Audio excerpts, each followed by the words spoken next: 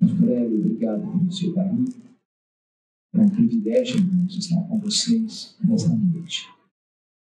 Quero partilhar com vocês o texto da Palavra de Deus que está no Evangelho de Jesus Cristo, conforme o registro de João, no capítulo 1, versos de 1 a 14.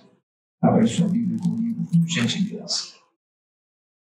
João, capítulo 1, versos de 1 a 14.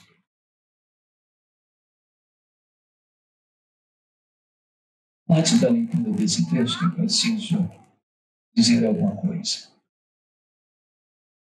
A primeira coisa que eu preciso dizer a vocês é que o Evangelho de João é considerado a obra literária mais importante da história da humanidade.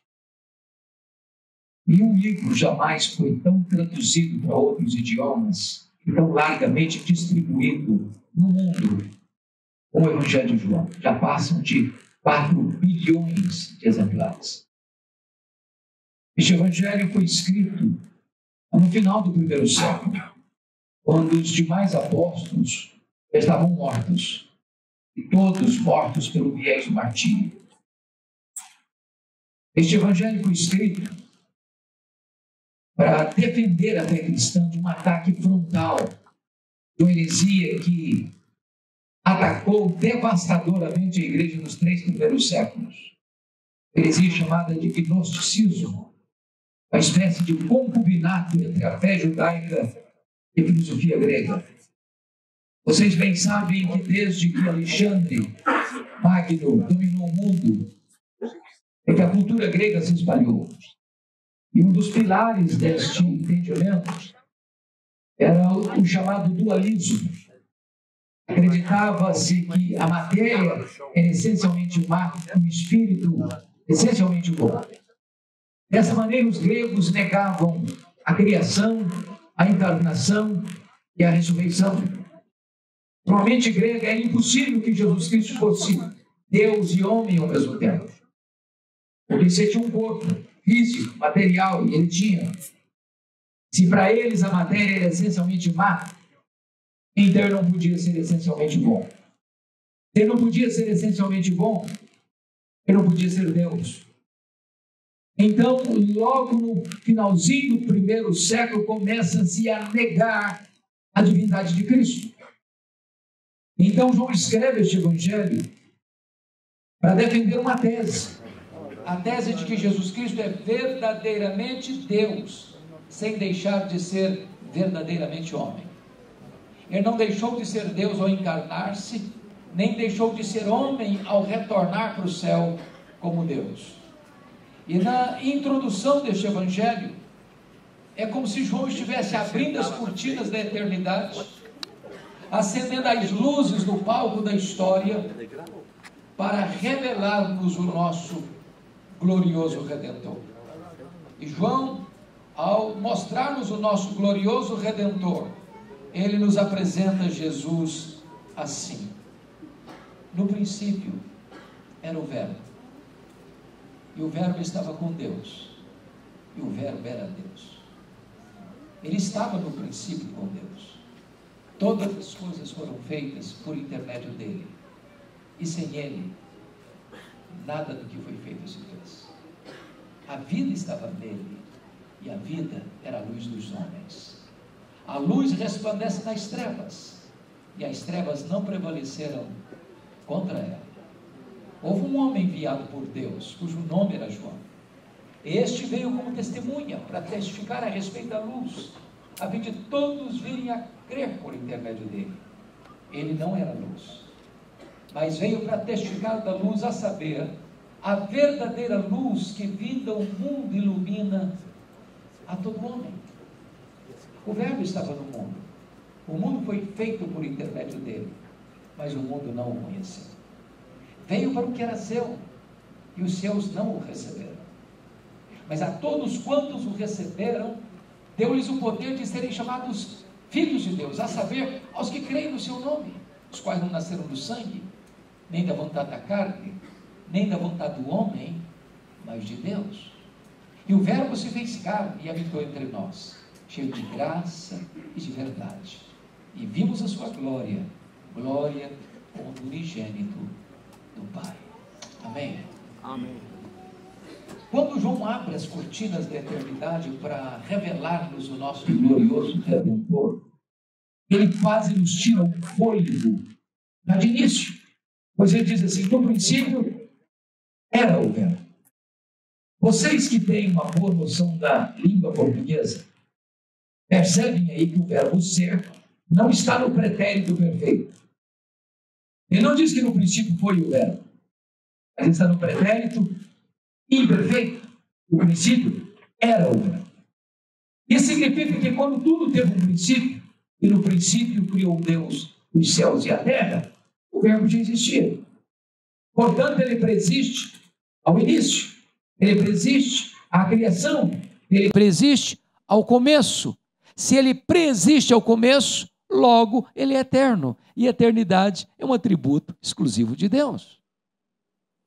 Ora, nós não temos uma noção tão clara do que seja eternidade. Eu li um livro em 1978, difícil de ler, importante ser lido, As Categorias de Aristóteles, o pensador grego. E ele diz que você só consegue entender algumas coisas dentro de categorias humanas, de tempo, de espaço e de tamanho. Eu entendo um pouco de tempo. Por exemplo, se eu lhe perguntar, se você tirar um dia de 1 milhão de anos, você não tem mais 1 milhão de anos. Claro, óbvio, óbvio. Mas se eu lhe perguntar, e se você tirar 1 milhão de anos da eternidade, quanto lhe resta? A eternidade. E se você subtrair 1 bilhão de anos da eternidade, quanto resta? A eternidade. Logo, a eternidade não é tempo. Logo, você e eu não entendemos tão bem o que é eternidade. Sabe por quê? Porque eternidade é um atributo exclusivo de Deus, pois o verbo é eterno. Depois João diz o seguinte: ele estava com Deus. Essa expressão significa ele estava face a face com Deus. Ora, se Deus é uma pessoa e Deus é, e se o verbo estava face a face com Deus, logo o verbo não é um ser impessoal, como pensavam os gregos, mas um ser da mesma substância, um ser da mesma essência. Nas palavras do credo niceno, Deus de Deus, luz de luz, coigual, coeterno e consubstancial com o Pai. E João conclui assim: e o verbo era Deus. Não um ser inferior a Deus, como pensara lá atrás Ário de Alexandria, não um ser apenas superior aos anjos, mas um ser da mesma essência, da mesma substância, que tem os mesmos atributos e que realiza as mesmas obras. Preciso, com isso, concordar com o grande pensador C.S. Lewis, quando disse o seguinte: com respeito a Jesus, eu só tenho 3 opções. Ou ele é um mentiroso, ou ele é um louco, ou ele é Deus. Se ele não é quem ele disse ser, então seria um mentiroso. Se ele não é quem ele pensou ser, bom, então seria um louco. Mas se ele é quem ele disse ser, bom, então ele é Deus. Pois foi ele quem disse: quem me vê a mim, vê o Pai. Porque eu e o Pai somos um.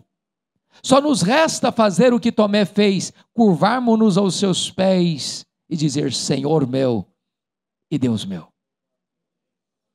Mas João avança e diz o seguinte: ele estava no princípio com Deus. Que princípio? No princípio criou Deus os céus e a terra. Quando os céus e a terra foram criados, o nosso glorioso Redentor estava lá.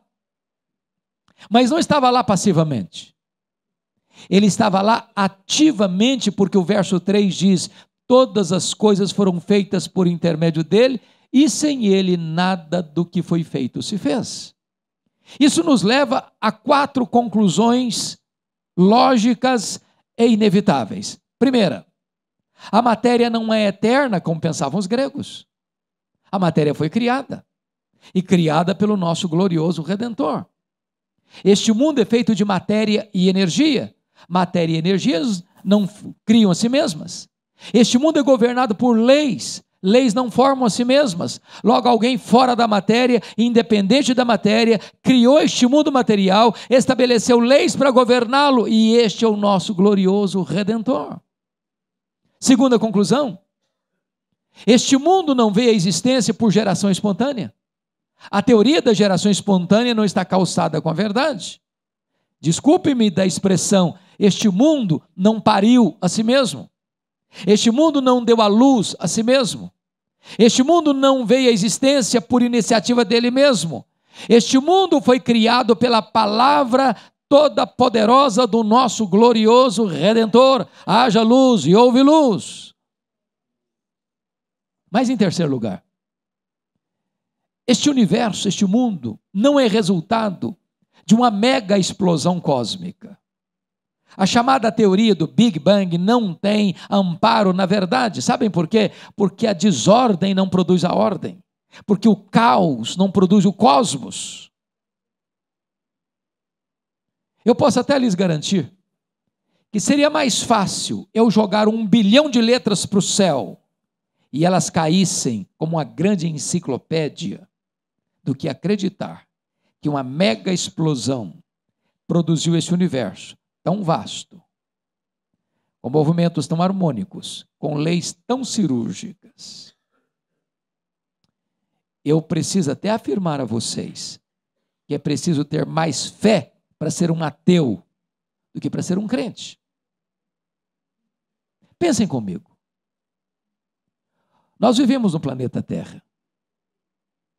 Não foi uma explosão que nos deixou aqui. Não foi um acaso que nos deixou aqui. Nós estamos rigorosamente onde deveríamos estar. Se nós estivéssemos mais perto do Sol, nós morreríamos queimados. Se nós estivéssemos mais longe do Sol, nós morreríamos congelados. Não foi uma explosão que nos deixou aqui, foram as mãos do nosso glorioso Redentor. Olha comigo a Lua. Vocês sabem que não haveria vida no planeta sem a Lua.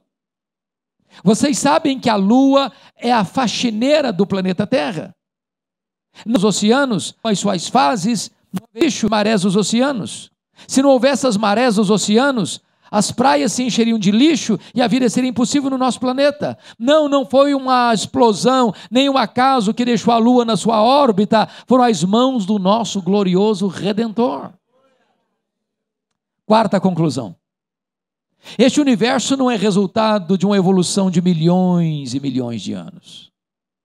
Vocês se lembram que em 1859, Charles Darwin publicava o seu livro A Origem das Espécies em Londres, na Inglaterra.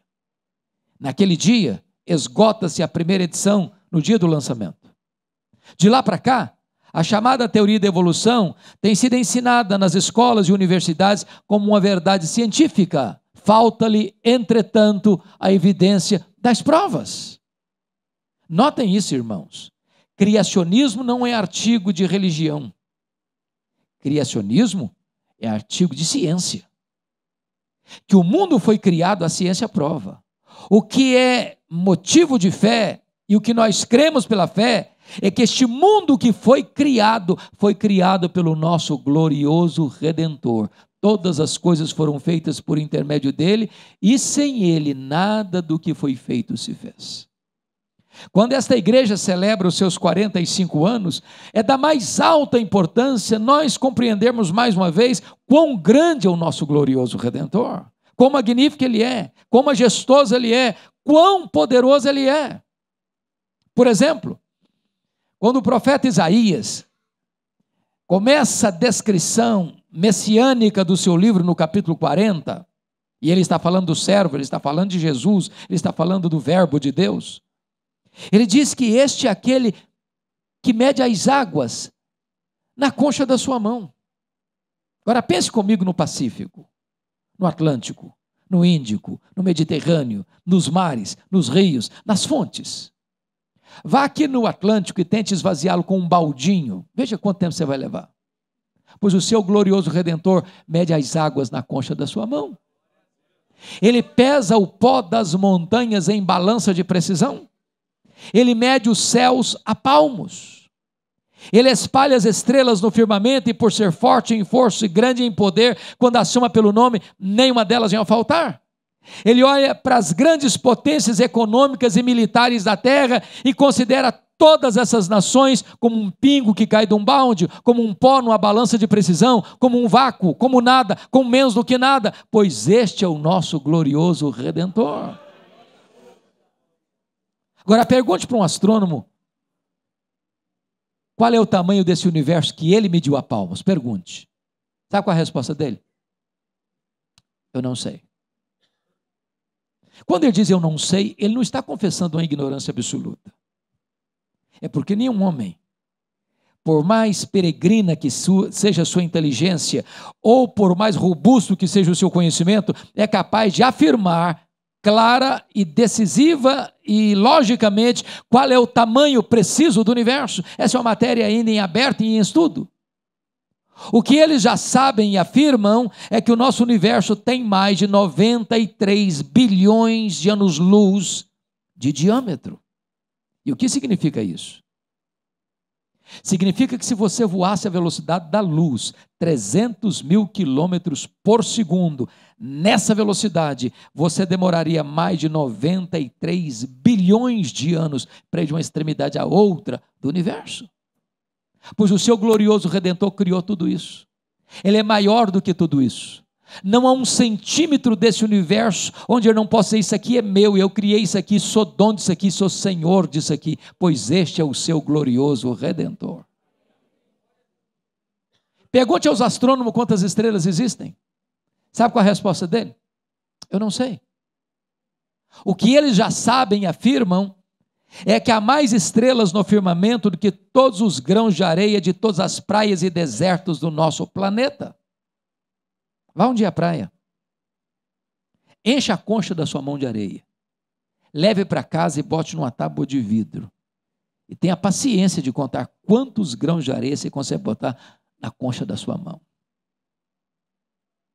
Pois há mais estrelas no firmamento do que todos os grãos de areia, de todas as praias e desertos do nosso planeta. Mas o seu glorioso Redentor não apenas criou todas elas, ele batizou cada uma delas pelo nome. E por ser forte em força e grande em poder, quando as chama pelo nome, nenhuma delas vem a faltar, pois este é o seu glorioso Redentor. Do século XX para cá, nós não estamos mais pasmos com a grandeza do macro-universo. Nós estamos boquiabertos com a grandeza do micro-universo. Se você pegar lá no seu quintal uma folha, por mais tenra que ela seja, ela é muito mais complexa do que esta região metropolitana de Americana e Santa Bárbara do Oeste. Ou se você for na sua geladeira e pegar um ovo e quebrá-lo numa frigideira, aquela gema é muito mais complexa do que qualquer máquina que o homem jamais inventou. O Dr. John Wilson, que é um dos catedráticos de Harvard, uma das maiores autoridades em oftalmologia no mundo, diz que você e eu temos em torno de 2 milhões de fios duplos encapados em cada um dos nossos olhos, e se não for assim, haveria um curto-circuito e nós ficaríamos cegos. Dr. Marshall Nirenberg, prêmio Nobel de Biologia, fez uma das mais fantásticas descobertas no século passado. Ele descobriu que você e eu somos um ser programado geneticamente, computadorizadamente programados. Ele descobriu que nós temos mais de 60 trilhões de células vivas no nosso corpo. Ele descobriu que cada uma dessas células tem 1,70 m de fita DNA, onde estão gravados e computadorizados todos os nossos dados genéticos, a cor dos nossos olhos, a cor da nossa pele, o nosso temperamento. Se você espichar essa fita DNA do seu corpo, você tem 102 trilhões de metros de fita DNA no seu corpo. Você tem 102 bilhões de quilômetros de fita DNA no seu corpo. Daria para dar diversas voltas no sistema planetário. O Dr. Lowy vai afirmar mais tarde que códigos de vida não se originam espontaneamente, códigos de vida não se originam de uma evolução de milhões e milhões de anos, códigos de vida foram plantados em você pelo Deus Todo-Poderoso, Criador dos céus e da terra, e este é o seu glorioso Redentor. Todas as coisas foram feitas por intermédio dele, e sem ele nada do que foi feito se fez.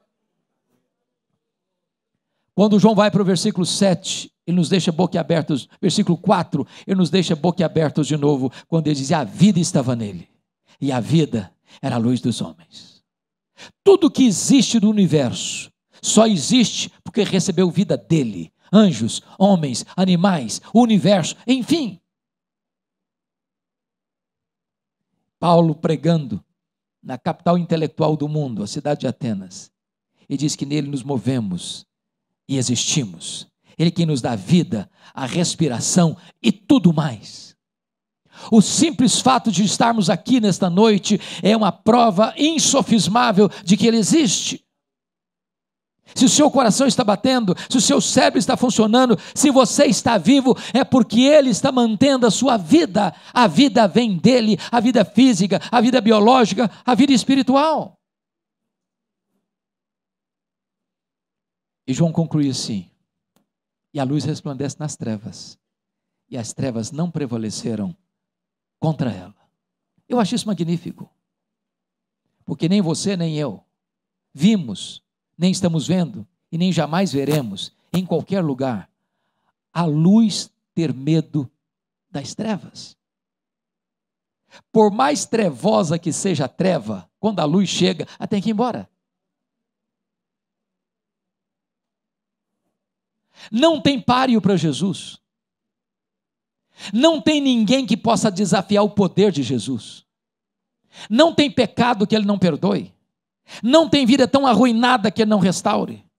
Não tem pecador tão perdido que ele não salve. Não tem casamento tão ruim que ele não restaure. Não tem família tão complicada que ele não cure, que ele não liberte, que ele não salve, que ele não transforme. Ele é a luz, e onde a luz chega, as trevas precisam ir embora. Eu disse para vocês no começo que João escreveu este evangelho para provar uma tese. Qual tese?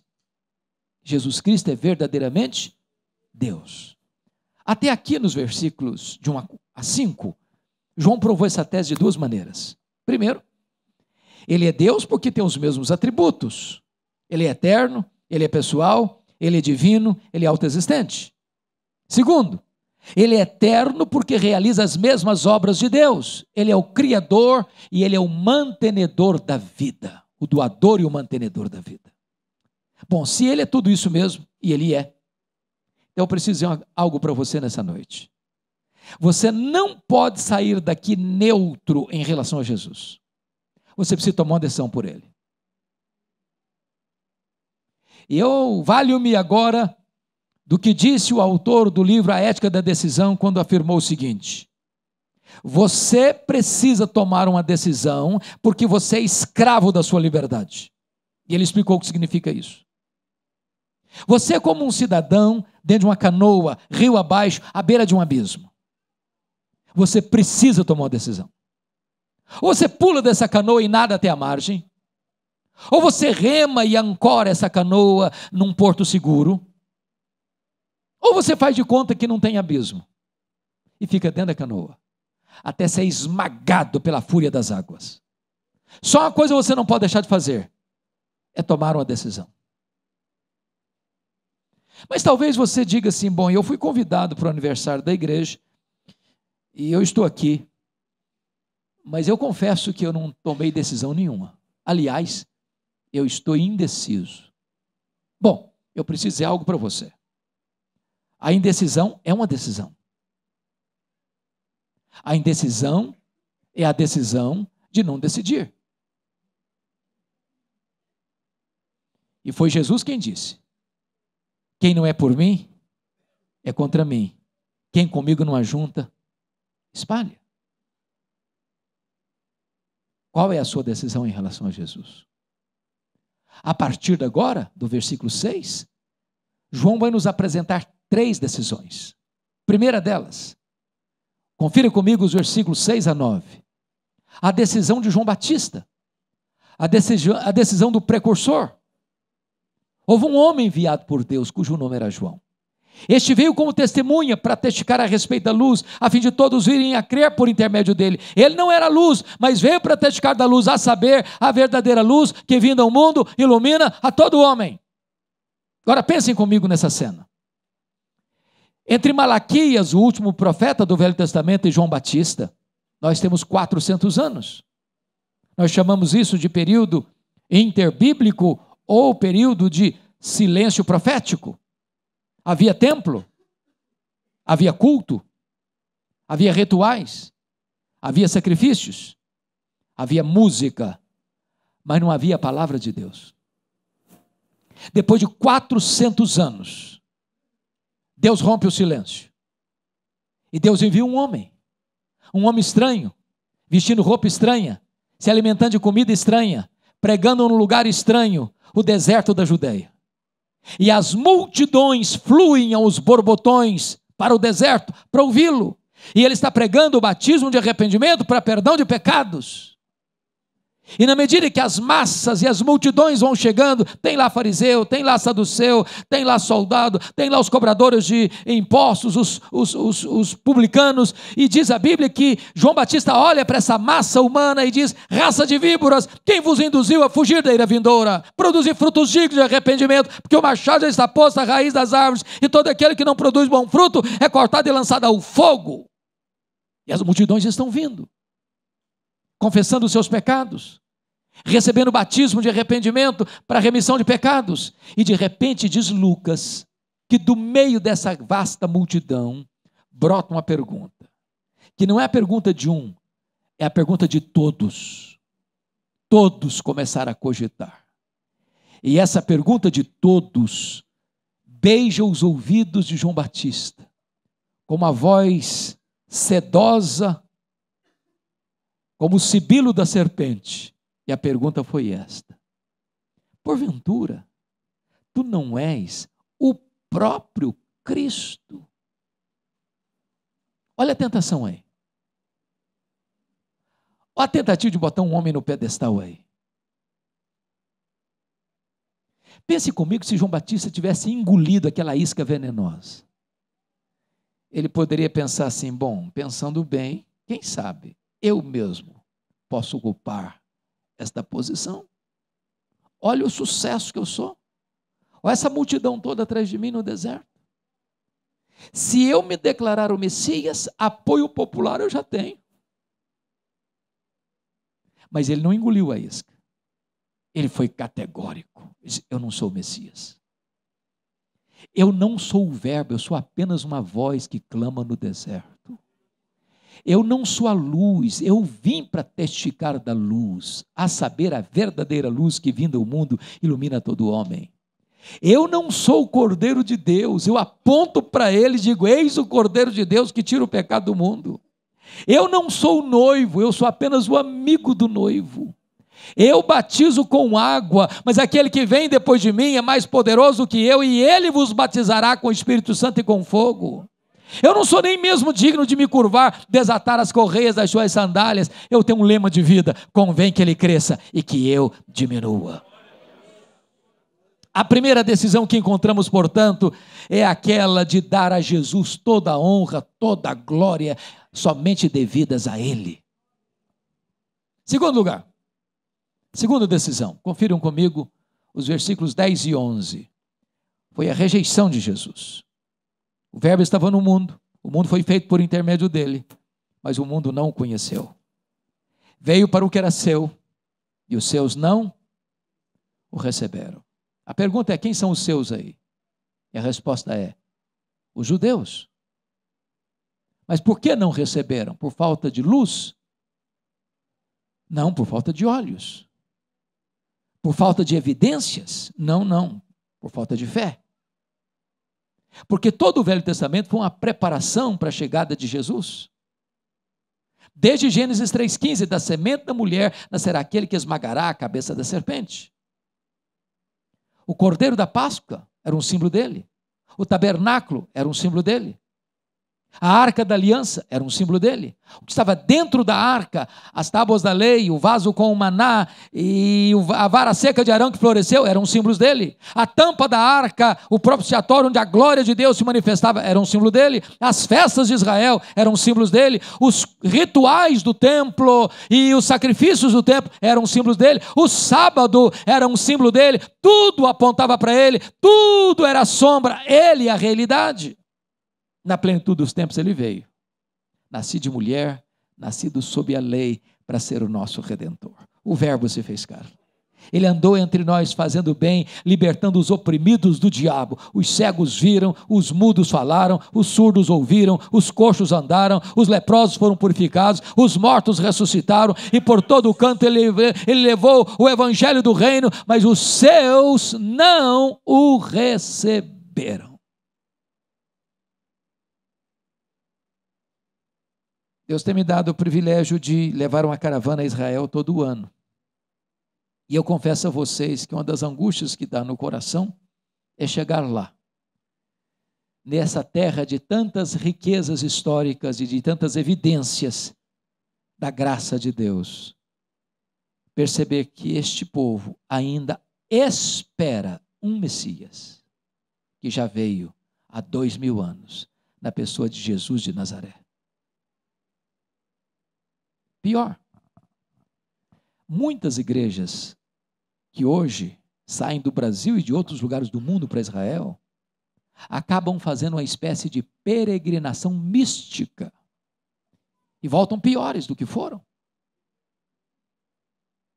Pasmem vocês, tem gente que traz pedra na mala pagando taxa extra, como se aquela pedra que você arranca lá do chão tivesse um efeito místico e poderoso. Tem gente que traz galão de água, da água do Jordão, como se aquela água fosse uma água poderosa. E eu garanto para vocês que não é água limpa, não.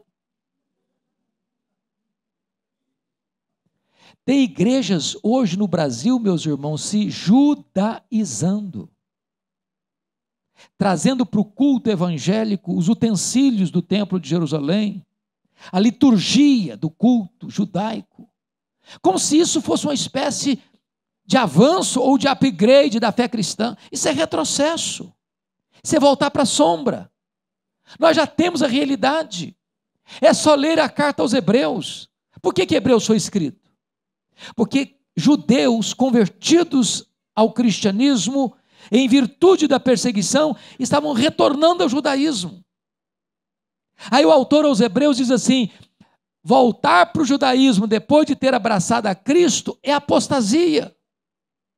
Por quê? Porque Jesus é melhor que os profetas, Jesus é melhor que os anjos, Jesus é melhor que Moisés, Jesus é melhor que Arão, Jesus é melhor que Josué. O sacrifício que ele fez é superior aos sacrifícios judaicos. A nova aliança inaugurada no seu sangue é superior à velha aliança. O sacerdócio da ordem Melquisedeque é superior à ordem de Arão. Então Jesus Cristo é melhor e ele nos basta, e nós não precisamos de substitutos. Mas agora vamos ver a última decisão. É a aceitação de Jesus. Confira comigo os versos 12 e 13. Está aí no versículo 12, uma das mais importantes conjunções adversativas de João. Ao ler a sua Bíblia, preste atenção nas conjunções adversativas. Mas, porém, entretanto, todavia, entrementes. Está contrastando o que disse antes com o que vai dizer agora. Em virtude da rejeição de Israel, está escrito assim: mas a todos quantos o receberam, deu-lhes o poder de serem feitos filhos de Deus. A pergunta é: todos quantos? Todos quem? E a resposta é: todos judeus, todos gentios, todos homens, todos mulheres, todos crianças, todos adolescentes, todos jovens, todos adultos, todos velhos, todos ricos, todos pobres, todos doutores, todos analfabetos, todos homens da cidade, todos os homens do campo, todos religiosos, todos não religiosos, todos brancos, todos amarelos, todos pardos, todos negros, todos daqui, todos dali, todos da além. Não importa onde você vem, não importa para onde você vai, se você receber a Cristo, você é feito filho de Deus. É claro, irmãos, que então nem todos são filhos de Deus. Ser filho de Deus não é uma coisa simples. Ninguém é filho de Deus porque nasceu num país chamado cristão, ou porque nasceu numa família chamada cristã, ou porque frequenta uma igreja chamada evangélica. Ser filho de Deus é a coisa mais radical que pode acontecer para você. É quando Deus entra lá nas entranhas da sua vida e muda as disposições da sua alma. É quando Deus tira a venda dos seus olhos, o tampão dos seus ouvidos e arranca o seu coração de pedra e lhe dá um coração de carne e você se torna nova criatura. Agora, entendamos uma coisa. Você compreender o que significa ser filho de Deus cura a sua alma dos traumas, recalques e complexos. Eu explico. Me desculpem, eu vou usar uma expressão bem popularesca. Pasmem vocês, mas ainda tem crente que lê Caras, a revista dos famosos. Os mais sofisticados leem Forbes, a revista dos ricaços. E às vezes, ao ler a história dessas pessoas, que têm muito dinheiro, com seus iates, com seus jatinhos particulares, com as suas mansões, fica com uma espécie de dor de cotovelo. Ele, crente, vivendo uma magrela.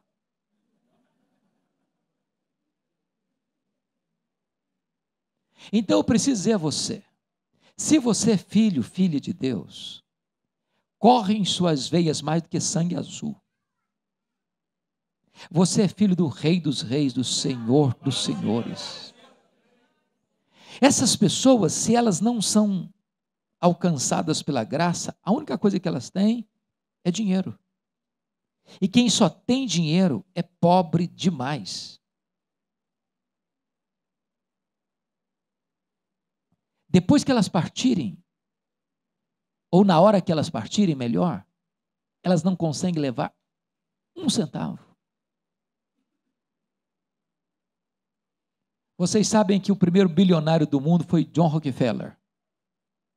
Quando o John Rockefeller morreu, um curioso foi ao cemitério para perguntar ao contador dele algo que o incomodava muito, ou que era a curiosidade dele. E conseguiu, chegou bem perto do contador, lá no cemitério, e perguntou assim: me conta aí, por favor, me conta, quanto é que o doutor John Rockefeller deixou? O contador ficou surpreso com a pergunta: você não sabe? Não, me conta. Ele disse: rapaz, ele deixou tudo, ele não levou nem um centavo. Nem um centavo. Não tem gaveta em caixão. Não tem caminhão de mudança e enterro. Agora, se você é filho de Deus, diz a Bíblia, que você tem uma herança eterna, imaculada, imarcessível, reservada para você no céu. Agora, João não quer que nem você nem eu saiamos aqui confusos acerca do que significa ser filho de Deus. Por isso ele explica no versículo 13. Olha o que ele diz aí. Os quais, os filhos de Deus, os quais não nasceram do sangue, nem da vontade da carne, nem da vontade do homem, mas de Deus. Então, em primeiro lugar, ser filho de Deus não é ser nascido do sangue, ou seja, não é ser hereditário. Você é filho de Deus? Responde alguém: bom, claro que eu sou filho do pastor da igreja. Minha mãe é até uma mulher santa de oração, até dirige o círculo de oração lá da igreja. Eu acho que ser filho de pastor deve ser coisa boa. Eu não sou, não, mas deve ser. Ter uma mãe de oração com certeza é uma bênção. Agora, isso não faz de você filho de Deus. Ninguém é filho de Deus porque é presbiteriano, porque é batista, porque é metodista, porque é assembleiano, porque é calvinista, porque é arminiano. Para você ser filho de Deus, você tem que nascer de cima, você tem que nascer do alto, você tem que nascer do Espírito Santo de Deus. Segundo, os quais não nasceram do sangue, nem da vontade da carne. Sabe o que significa isso? Nenhum de nós tem competência para se autoproclamar filho de Deus. Pense comigo na seguinte cena. Você sai com a sua família para um lugar muito bonito. Talvez um campo verde, um arvoredo, com a sua cabeleira esvoaçando pelo soprar do vento. As flores mimosas, com as pétalas aveludadas, jogando no espaço os perfumes mais inebriantes. As borboletas enchem o espaço de multicolorido e, de repente, aquela brisa gostosa tocando em seu rosto e você pensa assim, que dia lindo, que cenário maravilhoso. Você quer saber de uma coisa? A partir de hoje, eu me faço filho de Deus. Bonito, não? Mas impossível. Você não tem esse poder. Você não tem essa capacidade, você não tem essa competência. A salvação não está na sua mão, a salvação está na mão de Deus. Só Ele pode fazer de você seu filho. E a condição que Ele exige, a todos quantos o receberam, deu-lhes o poder de serem feitos filhos de Deus. Terceiro, os quais não nasceram do sangue, nem da vontade da carne, nem da vontade do homem. Sabe o que significa isso? Nenhum homem, por mais poderoso que seja, tem autoridade para lhe dizer, seja filho de Deus. Nem os profetas, nem os apóstolos, nem Maria, nem Pedro, nem Paulo, nem o pastor, nem o evangelista, nem o missionário, nem o bispo, nem o sacerdote, nem a igreja, nem qualquer concílio eclesiástico tem esse poder de dizer, seja filho de Deus. Impossível! A salvação não está na mão da igreja, a salvação está na mão de Deus. Só Ele pode fazer de você seu filho. E a única e toda conclusão que Ele exige é que você receba Jesus Cristo como seu Salvador e como Senhor da sua vida. Pois bem, amados, João agora então vai nos levar para a conclusão, para aquilo que Atanásio, que venceu as teses heréticas de Ario lá no Concílio de Nicéia em 325, vai chamar de o maior mistério do cristianismo. A encarnação. Como é que começa o versículo 14? E o verbo se fez carne. A pergunta é, que verbo? E a resposta é, o verbo eterno, o verbo pessoal, o verbo divino, o verbo autoexistente, o verbo criador, o verbo doador da vida. O verbo que é Deus, imenso, infinito, eterno, imutável, onipotente, onipresente, onisciente, transcendente, soberano, que nem os céus dos céus pode contê-lo. Diz Paulo em Filipenses 2,6 que ele se esvaziou, ele não foi esvaziado, ele esvaziou a si mesmo. Mas até que ponto? Pense comigo. Se os céus dos céus não podem contê-lo, porque ele é transcendente, ele vai se esvaziando, se esvaziando, se esvaziando, a ponto de se transformar um zigoto, um embrião, um feto, um bebê, que nasce de uma virgem, enfaixado em panos e deitado numa manjedoura. Mas ele não veio para habitar longe de nós, ele veio para habitar entre nós. Ele vestiu a pele humana, ele calçou as sandálias da humildade, ele pisou o nosso chão, ele bebeu a nossa água, ele comeu o nosso pão, ele chorou a nossa lágrima, ele sentiu a nossa dor, ele carregou com o nosso pecado sobre o seu corpo no madeiro, ele morreu por nós, ele ressuscitou por nós, ele voltou para o céu, ele derramou o Espírito Santo e ele vai voltar pessoalmente, visivelmente, audivelmente, inesperadamente, repentinamente, inescapavelmente, gloriosamente. E diz o texto, que ele se manifestou entre nós, não cheio de justiça e juízo. Você já pensou se Jesus tivesse vindo entre nós cheio de justiça e juízo? Ele nos fulminaria. Sabe por quê? O melhor de nós são as nossas justiças. Aos olhos dele, as nossas justiças não passam de trapos, de imundícia. Eu fico pensando se o melhor de nós não passam de trapos, e o pior de nós, o que seria? Mas ele não veio cheio de justiça e juízo, ele veio cheio de graça, e misericórdia e verdade. Ele nos apanhou arruinados, Ele nos apanhou condenados, Ele nos apanhou depravados, Ele nos apanhou mortos nos nossos delitos e pecados, e Ele nos deu vida, e Ele nos limpou, e Ele nos lavou, e Ele nos regenerou, e Ele nos restaurou, e Ele nos levantou, e Ele nos fez assentar com Ele nas regiões celestes, acima de todo principado e potestade. E João conclui assim: e vimos a sua glória, glória como do unigênito do Pai. E todos vocês sabem que glória não é um atributo de Deus. Glória é a somatória de todos os atributos de Deus no seu resplendor máximo. Quando Deus mandava um profeta no Velho Testamento, ele apontava para um atributo de Deus. Isaías enfatizou a santidade, Amós a justiça, Oséias a misericórdia. Mas quando Jesus Cristo veio, ele não veio para mostrar este ou aquele atributo, ele veio para revelar Deus. Sabe por quê? Porque ele é a exata expressão do ser de Deus, ele é o resplendor da glória, nele habitou corporalmente toda a plenitude da divindade. Por isso você pode dizer: quem me vê a mim, vê o Pai, porque eu e o Pai somos um.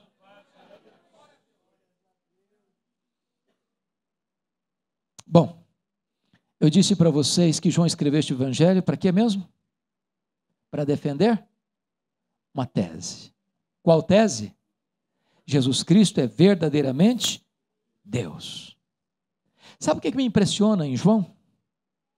É que exatamente o que ele fez aqui na introdução deste evangelho, ele vai seguir a mesma toada, a mesma metodologia ao longo do livro. Se não, vejamos. Ele provou que Jesus é Deus por dois motivos. Primeiro, ele faz as mesmas obras. Segundo, ele tem os mesmos atributos. O que João fez no Evangelho? Ele selecionou 7 milagres para registrar neste Evangelho. Por que 7? Porque 7 é um da perfeição. Então, o que João quer dizer é o seguinte: se ele faz as obras de Deus, logo ele é Deus.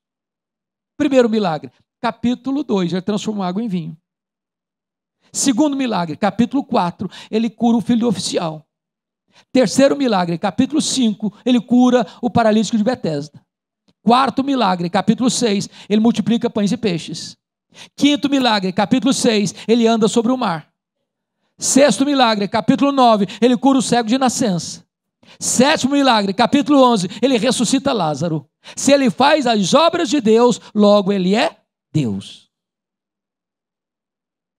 Mas João vai provar que Jesus é Deus, porque tem também os mesmos atributos. O que é que João vai fazer? Vai pegar uma expressão de Jesus, está lá em João 8,58, antes que Abrão existisse, eu sou. E eu sou é o nome de Deus revelado a Moisés no Sinai, o nome Yavé ou o nome Javé. Todos vocês sabem que a palavra Jeová é uma composição de 2 nomes de Deus. A palavra Jeová vem das consoantes de Javé com as vogais de Adonai. Quando você pega as consoantes de Javé e as vogais de Adonai, você forma a palavra Jeová, pois Jesus é o Jeová do Velho Testamento. O que João vai fazer? Vai pegar 7 declarações de Jesus, eu sou, e registrar no seu evangelho, para provar uma coisa: se ele tem os mesmos atributos de Deus, logo ele é Deus. Primeira declaração de Jesus, João 6,35, eu sou o pão da vida.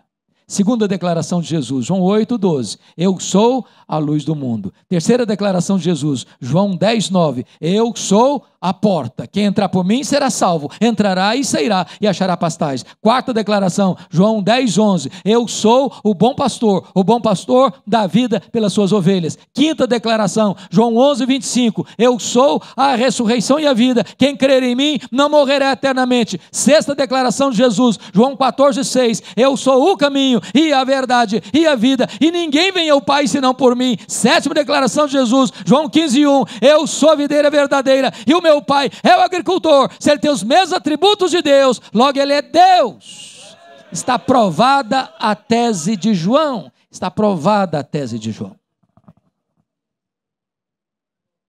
Mas eu não poderia terminar sem esclarecer o que eu entendo e penso ser um grande mistério neste evangelho.